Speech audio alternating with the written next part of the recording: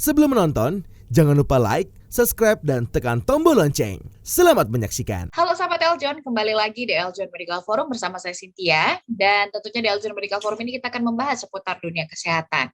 Hari ini kita akan bahas terkait dengan saraf, yaitu ada salah satu penyakit epilepsi, atau mungkin masyarakat lebih mengenal ini dengan sebutan ayan. Hari ini akan kita bahas sebetulnya apa itu epilepsi, gejalanya, bagaimana ketika penanganan pertama ketika terjadi di rumah, dan lain-lain akan kita bahas bersama narasumber saya sudah hadir. Ada Dr. Ziki Yombana, dokter spesialis saraf. Halo Dokter Ziki, apa kabar dok? Halo Mbak Cynthia, alhamdulillah baik. Baik. Dokter, hari ini kita akan bahas soal epilepsi ya dok? Yuk silakan yuk, seru nih Ya. kayaknya di bakalan. Iya, nah dokter, di Indonesia nih mungkin sering banget terjadi epilepsi ini khususnya pada anak-anak ya dokter, atau mungkin masyarakat lebih mengenalnya dengan sebutan ayan, betul dokter? Ya betul, jadi epilepsi atau ya nama panggungnya di masyarakat ayan ya. Nah nanti kita akan bahas itu detailnya gimana. Oke. Nah, langsung nih dokter ke pertanyaan pertama nih, mungkin akan kita bahas sebetulnya apa sih itu epilepsi ini, dokter? Seperti apa saja gejalanya, dok? Ya jadi kalau bicara tentang epilepsi itu per definisi ya, definisi berarti epilepsi adalah kejang ya, cetusan kita sebut istilahnya bangkitan ya, atau bangkitan listrik abnormal yang ada di otak yang muncul tanpa provokasi atau tanpa sebab apapun ya. Tanpa sebab apapun, dan dia itu berulang lebih dari 24 jam dengan pola yang sama gitu loh. Jadi berbeda antara epilepsi dengan kejang gitu loh. Oke. Berarti gejalanya tadi apa saja nih dokter jadinya? Ya, gejalanya epilepsi itu adalah kan bisa dibilang secara gampang adalah kejang yang berpola sebetulnya ya. Kejang yang berpola. Jadi kalau ditanya apakah gejala epilepsi, gejalanya adalah kejang. Pertanyaan berikutnya pasti adalah kejangnya itu gejala kayak gimana gitu kan. Betul. Jadi kalau mungkin masyarakat beranggapan bahwa yang namanya kejang adalah dia kaku, kelojotan, mata mendelik, mulut berbusa, segala macam seperti itu ya. Tapi pada faktanya, kenyataannya, per definisi kedokteran disebut istilahnya adalah ectopic discharge di otak. Jadi otak ini memiliki sinyal-sinyal listrik yang berkomunikasi antara satu sel dengan sel lain. Yang mana sinyal listrik ini berjalan sesuai arahnya dan berjalan sebagaimana mestinya. Tetapi kalau pada satu hal, karena kondisi apapun itu, yang namanya sel otak ini aliran listriknya menjadi abnormal, sehingga terjadi cetusan di luar ritme, yang itu adalah per definisi kejang menurut kedokteran. Nah, cetusan aliran listrik yang abnormal ini tergantung terjadinya di otak itu di daerah mana. Otak itu kalau saya ibaratkan seperti bola dunia, ada peta-petanya, ada Asia, ada Eropa, ada Afrika, dan seperti itu ya. Tergantung kenanya di mana. Kalau kenanya di daerah tempat yang motorik, maka muncul kejang kaku, kejang kelojotan. Tapi kalau kena muncul di daerah sensorik, mungkin akan muncul rasa baal, kesemutan, dan lain-lain seperti itu bisa gitu loh. Dan bisa juga kenanya mengganggu pusat kesadaran, sehingga pasiennya bisa jadi bengong ya, bengong. Terus udah gitu bisa juga dia selain bengong jadi kayak pingsan, nah seperti itu. Jadi orang yang pingsan, orang yang bengong, orang yang kelojotan, orang yang kaku, ya berbusa segala macam, bisa dibilang kejang? Bisa. Jadi kejang bukan hanya semata-mata kelojotan dan kaku saja. Oke. Jadi sudah bisa terlihat ya dokter, yang mana kejang biasa, yang mana epilepsi sebetulnya dari penjelasan tadi. Ya, tinggal masalahnya nanti kalau untuk mengetahui ini epilepsi atau tidak, bukan dilihat hanya dari kejangnya, tapi dilihat dari berapa kali dia kejang dengan pola yang sama. Ya, jadi tidak semua kejang itu adalah epilepsi, tapi semua epilepsi pasti kejang. Oke. Jadi tadi lihat pola ritmenya juga ya dokter ya? Iya, betul. Untuk epilepsi ini. Baik. Jadi biasanya dokter, apakah dalam waktu sehari itu polanya berulang-ulang gitu? Apa seperti apa sih dokter yang dimaksud dok? Ya, jadi kalau epilepsi itu dia memiliki kejang yang tidak terprovokasi. Maksud tidak terprovokasi mungkin bahasanya agak terlalu repot ya. Maksudnya gini, kalau seseorang yang mengalami kejang tapi ternyata gulanya tinggi, kemudian gulanya rendah, gangguan fungsi liver, gangguan fungsi ginjal, dia ada demam, misalnya pada anak-anak yang kita istilahnya step gitu ya. Nah, ini belum masuk definisi epilepsi, belum masuk. Ini hanya kita sebut namanya single seizure atau kejang tunggal. Karena kenapa? definisi epilepsi tadi adalah unprovoked seizure, berarti kejang yang tanpa sebab. Itu loh Mbak Cynthia. Jadi kalau dia kejang nih karena panas, dia kejang nih karena gulanya turun, dia kejang nih karena ada stroke, itu bukan epilepsi. Nah, tetapi kalau misalnya dia kejang dengan kondisi yang relatif selama ini tubuhnya bagus-bagus aja, laboratoriumnya bagus, kemudian dia kejang, tanda tanya, mungkin epilepsi. Tetapi kalau dia muncul lagi seperti itu dengan kondisi yang baik-baik saja, 24 jam kemudian, 48 jam kemudian, atau pokoknya lebih dari 1 hari dia muncul seperti itu, itulah epilepsi. Jadi ditemukan 2 kejang di tempat di waktu yang berbeda tanpa sebab yang jelas. Oke, beda lagi kalau tadi kita bicara soal step ya dokter ya, kejang demam Beda gitu lagi, ya dok ya. beda lagi. Jadi kejang demam bukan epilepsi. Oke.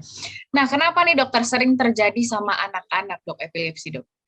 Ya, jadi mungkin sebenarnya gini, saya ini dulu bukan masalah epilepsi yang terjadi pada anak. Kejang lebih mudah terjadi pada anak, itu saya setuju gitu ya. Oke. Karena kenapa? Yang pertama memang anak-anak fungsi sel sarafnya atau otaknya belum berkembang dengan optimal. Karena perkembangan otak maksimal itu kurang lebih sekitar usia 5 tahun. Ya, jadi ketika di bawah dalam range usia itu kemungkinan terjadi kejang sangat mungkin karena anatomi atau struktur otak yang belum sempurna. Yang pertama itu. Yang kedua, anak-anak itu cenderung memiliki ambang kejang lebih rendah. Jadi artinya setiap ada peningkatan suhu tubuh, maka metabolisme otaknya akan lebih tinggi. Ketika metabolisme otaknya sangat tinggi, maka dia membutuhkan oksigen yang sangat banyak. Tetapi di sinilah akan terjadi adanya mismatch antara supply dan demand ya, ketidakseimbangan antara permintaan dan supply-nya. Sehingga akhirnya otak itu mengalami kekurangan oksigen. Kekurangan oksigen akan menyebabkan otak menjadi kejang. Itulah yang terjadi pada anak-anak. Kenapa pada orang dewasa kok enggak? Karena pada orang dewasa yang namanya sel otaknya jauh lebih sempurna, fungsinya lebih bagus, dan orang dewasa itu kalau terjadi peningkatan suhu tubuh, otaknya tidak terlalu terpengaruh gitu. Beda dengan anak-anak. Dan kalau misalnya ini terjadi kejang demam pada anak-anak, itu merupakan salah satu predisposisi atau faktor yang membuat menjadi epilepsi di kemudian hari. Gitu loh. Jadi ketika seorang anak terjadi kejang pada anak-anak, wah ini anak epilepsi, belum tentu. Nah, jadi harus tahu dulu apa penyebab dia kejang yang pertama. Kemudian yang kedua, sudah berapa kali dia kejang? Ada penyebab atau tidak? Kalau ada penyebab berarti belum masuk epilepsi. Tapi kalau ternyata dia pernah mengalami kejang demam, sekarang dia nggak demam, nggak apa, kok dia kejang? Oke, 1. Ternyata 2 hari kemudian, kok dia kayak gitu lagi, kejang? 2. Berarti ini epilepsi sesuai definisi kan, tanpa penyebab 2 kali di waktu yang beda. Oke, jadi beda ya dokter ya, soalnya kalau kita berbicara kejang nih kan banyak ya dokter ya, memang. Banyak. Jadi kita harus membedakan itu, karena kenapa? Kita nggak bisa bilang kejang adalah epilepsi dan epilepsi adalah kejang. Meskipun obatnya sama, ya, meskipun obatnya sama, tapi penata laksanaannya sangat beda. Karena kalau seseorang sudah didiagnosis epilepsi, berarti kita tanda kutip kita tekan kontrak salaman minum obat selama 2 tahun. Nah. Oh, ternyata 2 tahun ya dokter minumnya? Iya, 2 tahun minimal sampai 2 tahun bebas kejang. Kalau setelah 2 tahun dia nggak kejang, tapi ternyata pas tahun berikutnya kejang, ulang lagi dari mula. Nah itu loh. Jadi kalau kita berani ngomong epilepsi, berarti harus berani tekan kontrak bahwa minum obat terus-menerus selama 2 tahun minimal. Jadi setiap kejang, obatnya memang sama. Tapi kejang dan epilepsi, pemberian obatnya caranya sangat beda sekali. Gitu. Oke, baik. Nah, jadi penyebabnya ini dokter, kenapa bisa terjadi dok? Kalau kita lihat kan dia istilahnya tanpa penyebab tiba-tiba kejang gitu ya dok ya. Apa nih dokter faktor-faktor risikonya dok? Nah oke, kalau kita bilang penyebab berarti yang pertama bisa jadi terjadi adanya kerusakan struktur atau anatomi otak ya. Nah, berarti ada penyebab ya dong? Enggak, maksudnya gini, kalau penyebab di sini adalah trigger yang kita maksud ya, misalnya karena demam, karena gulanya rendah, gulanya tinggi seperti itu. Tetapi kalau pada epilepsi tidak ada trigger tersebut, tapi mungkin memang sel otaknya bermasalah, entah mungkin terjadi pada bayi yang prematur misalnya, ya kan. Jadi perkembangan otaknya, pembentuk otaknya belum sempurna. Yang kedua bisa juga terjadi pada bayi yang pernah terbentur misalnya, atau ada trauma atau benturan di daerah kepala, entah lahir dengan forceps, entah dengan vakum, itu masih mungkin. Nah itu. Dan mungkin ya saya bilang ya, jadi tidak pasti. Tapi dengan adanya manipulasi atau terjadinya insiden di daerah kepala, maka terjadinya kerusakan sel otak sangat mungkin, sehingga sangat mungkin terjadinya ectopic discharge tadi, yang namanya si listrik abnormal tadi. Itulah yang bisa nyebabin kira-kira. Oke, baik. Tapi kalau kita bicara genetik, berarti bagaimana, Dok? Genetik itu berpengaruh, iya, tapi tidak secara mutlak. Artinya seseorang yang memiliki riwayat epilepsi di keluarganya, ketika dia mengalami kejang, sangat mungkin itu merupakan epilepsi. Tetapi bukan pasti seseorang yang punya epilepsi pasti menurunkan ke keluarga atau anaknya, enggak kayak gitu juga. Jadi istilahnya faktor predisposisi, bukan keturunan, bukan faktor keturunan. Oke. Nah, kalau kita tadi bicarakan sering terjadi pada anak-anak ya, dokter. Ya. Benarkah dokter kejang epilepsi yang terjadi pada anak itu akhirnya berpengaruh terhadap sel otaknya, perkembangan terhadap kecerdasannya berkurang? Itu memang ada kaitannya kah, Dok? Ya. Ada kaitannya. Jadi bukan hanya pada anak-anak saja. Setiap orang yang mengalami kejang, ya baik itu anak-anak atau dewasa, maka akan terjadi kerusakan otak. Kerusakan otak itu bisa terjadi kerusakan sel, yang kerusakan sel itu bisa jadi permanen. Dan kenapa permanen? Sedihnya otak itu adalah organ yang dibentuk pertama kali, tapi selesainya belakangan. Dan kalau sudah terjadi sesuatu, pemulihannya sangat lambat sekali. Nah, sehingga bisa berpengaruh tuh tadi ke gangguan motorik, ke kecerdasan, ke perilaku, ke segala macam sangat berpengaruh. Jadi jangan anggap enteng kejang atau epilepsi. Kemudian dokter, nah ini di dokter, kita bicara soal penanganan ya dokter. Sebetulnya benar nggak sih dokter penanganan biasanya terjadi epilepsi pada biasanya orang tua, khususnya pada anak-anak orang tuanya masukin benda-benda keras, sendok segala macam ya dokter. Nah ini gimana dok? Itu sesat ya. Itu nggak boleh sama sekali loh Mbak Cynthia, sebenarnya nggak boleh sama sekali. Jadi kan gini, kejang itu kan berarti terjadi gangguan tadi saya sebut di depan adalah mismatch, ketidakseimbangan antara kebutuhan oksigen di otak dengan supply. Sekarang kita memerlukan oksigen lebih banyak dong supaya otaknya berhenti kejang kan gitu ya. Bagaimana kita bisa membuat oksigen lebih banyak kalau jalan nafasnya dihalangi dengan memasukkan benda ke dalam mulut? Nah itu nggak boleh justru. Satu, tidak boleh itu ya, akhirnya membuat menghambat jalan nafas sehingga oksigennya semakin kurang dan kejangnya malah makin jelek sebenarnya gitu. Kemudian yang kedua, ada resiko tersedak, ya kan? Kalau tersedak, satu, mampetin jalan nafas lagi, yang kedua PR malah bisa jadi fatal. Yang ketiga, bisa menyebabkan perlukaan di daerah mukosa atau selaput lendir di mulut, ya kan? Nah, kalau cuma lukanya dikit, kalau sampai berdarah dan darahnya masuk ke paru-paru, tersedak kan PR lagi. Yang ketiga, bisa menyebabkan ntar giginya patah, segala macam gangguan estetik ya dan kosmetik. Nah itu, jadi enggak. Jadi yang harus dilakukan adalah bebaskan jalan nafas. Kalau ada orang kejang, jangan dirubungin, jangan kenapa, udah biarin, dilonggarkan. Kalau pakai baju dikendorin, dan dia harus taruh di tempat yang kira-kira aman. Artinya jangan dekat tempat yang dekat besi lah, ntar dia kejedot, jangan kayak gimana, nggak boleh kayak gitu. Oke, jadi tadi ada beberapa penanganan utama ya dokter ya. Iya. Dari bajunya dan lain-lain. Sesat itu kalau masukin sendok dan lain-lain. Nggak katanya boleh. Takut kegigit katanya dokter lidahnya. Iya, tapi kan kegigit itu kan memang akibat dari proses dia kaku ya. Nah, tapi kalau misalnya dia kaku karena kenapa? Karena dia kejang. Kenapa dia kejang? Karena dia kurang oksigen. Oke, dengan berdalih menghindari gigitan, dia masukin sendok. Jalan nafas tertutup lagi. Akhirnya kejangnya nggak kelar-kelar, lebih lama sel otaknya lebih berat terganggu. Milih sariawan lidah atau sel otaknya rusak. Nah itu aja. Iya, benar. Kalaupun tergigit mungkin efek sampingnya tidak seburuk yang tadi ya dokter ya. Betul.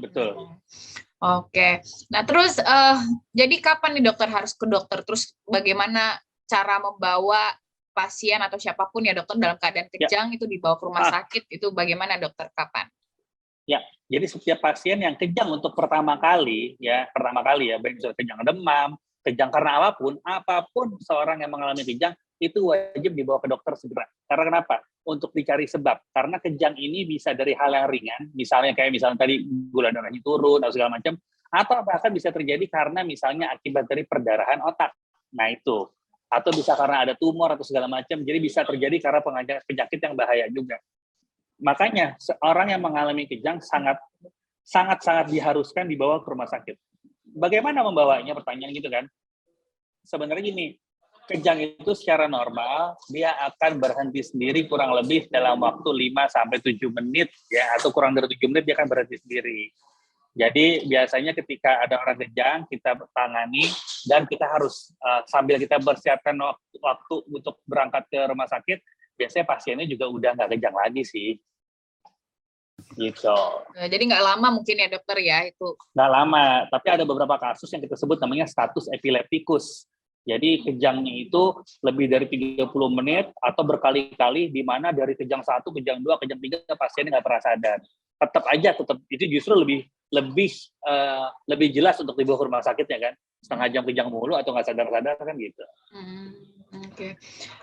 Tapi dokter, artinya kejang ini pasti nanti kaitannya dengan gangguan saraf kah atau gimana dok? Ya sangat mungkin. Jadi setiap ada kejang pasti saraf pasti ada yang terganggu. Tinggal masalahnya terganggunya seberapa luas, berpengaruh ke kehidupan sehari-hari atau tidak, itu aja dulu yang penting. Oke, baik. Jadi untuk epilepsi sendiri memang sering terjadi pada anak-anak, tapi usia berapapun sebetulnya bisa ya dokter di epilepsi ini?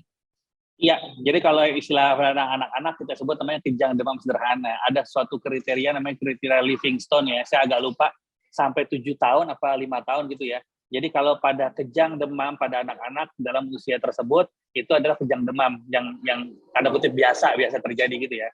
Tapi di atas usia itu biasanya itu terkaitan dengan epilepsi gitu. Oke. Tapi memang nggak bisa dilihat tanda-tandanya dari kecil bahwa ada tanda-tanda tertentu mungkin dokter untuk epilepsi ini dok? Enggak, kalau untuk sebenarnya ada beberapa ya secara anatomik. Misal, seseorang yang memiliki anak dengan lingkar kepala yang lebih kecil daripada anak normal, itu sangat mungkin terjadi kejang. Tuh ya. Atau anak-anak yang memang secara fisik, secara sindrom dia memiliki gangguan-gangguan kayak misalnya apa ya? Misalnya ada Down syndrome, ada apa segala macam, itu masih mungkin terjadi kejang.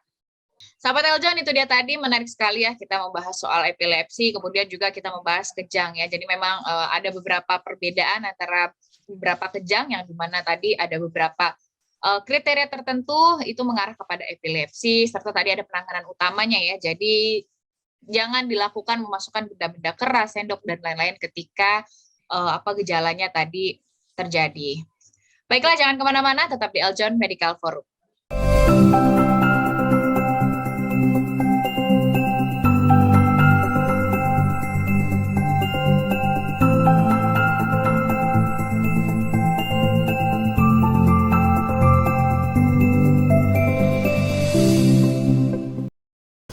Ade Tirek makan pepaya. Jangan lupa like ya.